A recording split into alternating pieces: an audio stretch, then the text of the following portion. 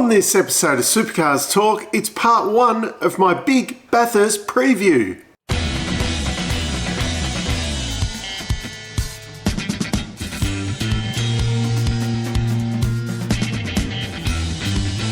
This is going to be part one of a two-part series where I run through all the teams and drivers and basically their chances of winning the Bathurst 1000 this weekend. You'd think I could pronounce that right.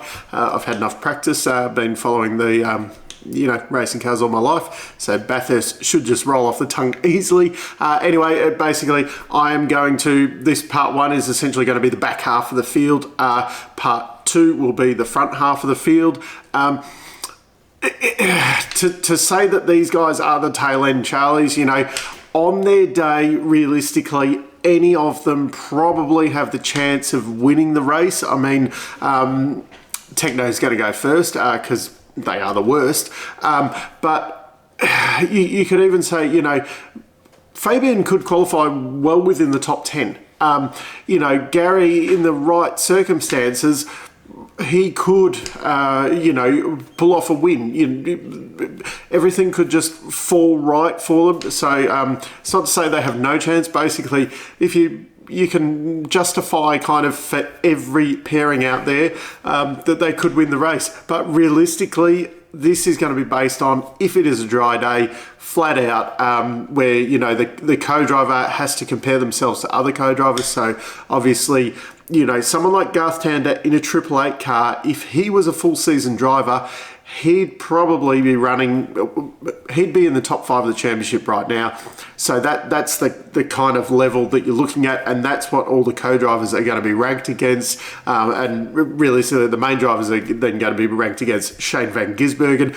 So that kind of gives you an idea on who my top pick for the race is. Look out for part 2 tomorrow as well, where I go through, as Neil Crompton would say, the big guns. I'm not going to swear because of YouTube and all that, but we will start off with Tekno. Tekno Team Sydney, and what should be the lead car, but is actually the one behind in the championship, Fabian Coulthard and Jonathan Webb.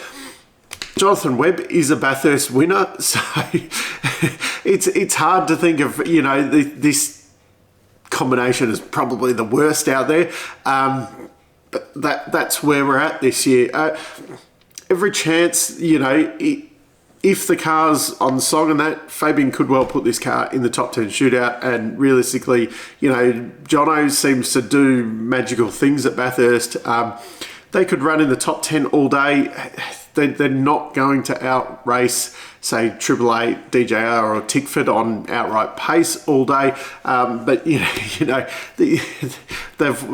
the team's won the race before. They could spring a surprise, but realistically, they're going to be at the back. And the sister car of Gary Jacobson and Dylan O'Keefe, that's going to be even slower. Gary's a massive conundrum. On his day, he's been blindingly quick. He just doesn't seem to be there. Has he had the equipment in the main game? Probably not. But something's not quite clicking there. He goes and spends time in Norwell, and all of us will change to right foot braking, and I don't know. Dylan O'Keefe, he's had one start, I think, so far. He looks good in TCR. Doesn't really have the supercars experience. He's not doing Super 2 or anything this year. So, it is what it is. They're going to be at the back of the field pretty much. Matt Stone Racing, much like the Tekno guys, probably going to be at the back. But then, if everything falls into place, the first car, we've got the Kostecki brothers, Jake and Kurt. Kurt really, really, really surprised me this year in his wildcard appearances with Walkinshaws, though. So this will be a very different car for him, I expect. I would expect the Triple Eight machine to be a bit easier to drive than the Walkinshaw car, though, so that's a plus. Really, if these guys are at the end of the race and they can get themselves in the top 10 somewhere, that will be a great achievement. Same thing for their teammates, Zane Goddard and the Juice, Jaden Ojeda. Yeah, Zane could well put this in the top 10. He's had some outstanding qualifying performances. They do seem to go backwards in the races though when he qualifies up the front, and Jaden, he's been looking a lot better in Super 2 this year, but once again he's only had that one start at Bathurst in the GRM wildcard last year. You know, as I said, they could, but they're not going to run up the front. Kelly Grove Racing, the final round that Kelly's really going to be involved in this team.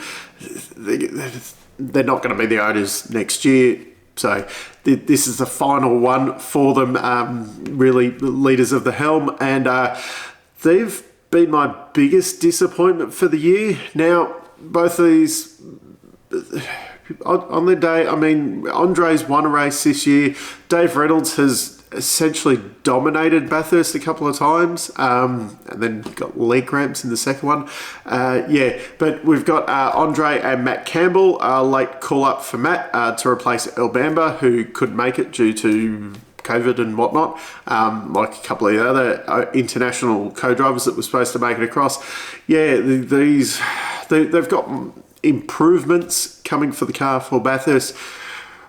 Will it make a difference? If these guys are in the top 10 at the end of the day, probably going to be saying job well done. And Dave Reynolds and Luke Yulden. Luke, he really surprised me in his fill-in drives at SMP. I was expecting him just to qualify last and, be at the back all day, because Dave hasn't been doing much in that car. So I didn't think, co-driver coming in like that would do anything. It did show that he can kind of run with the main game guys, but they're not going to be running with your Tanners and Lowndes at the front of the field. So once again, if these guys finish in the top 10, it'll be job well done. Team 18. Now, this is where it starts to get interesting in the back half of the field. This team has not had a good run at Bathurst ever, I don't think. But with their driver lineup this year, they really do have a good chance. The lead car, Mark Winterbottom and Michael Caruso. Michael, he's going to be a great co-driver. Did a great job last year, so we can only expect him to do a great job again this year. They probably will qualify within the top 10. But then, having said that, it is Bathurst and it is Team 18, so they're also likely to qualify 22nd. It just really depends on the week how these guys go. It's so hard to predict. And the sister car, basically the same thing. Scott Pye and James Goulding. Yeah, they have every chance. The lineup there, they could run with top guys all day if the car is right. Being with Team 18 and it being Bathurst, I expected these guys to be, further up the front this year, especially Scott Pye, and it's been, Mark Winterbottom doing the leading for the team. So I think if one of them could knock out a top 5, that would be a really good result for them. I can't see them going for the win, but with it being Team 18 and Bathurst, I'm kind of expecting these guys to not even, make the top 15. The final team to look at in the bottom half of the field, and this lineup includes one of my, kind of sneaky chances for the win, is Brad Jones Racing. So we'll start off. Jack Smith, David Wall, they're not going to win. As bad as it is to say, it's probably the worst combination out there.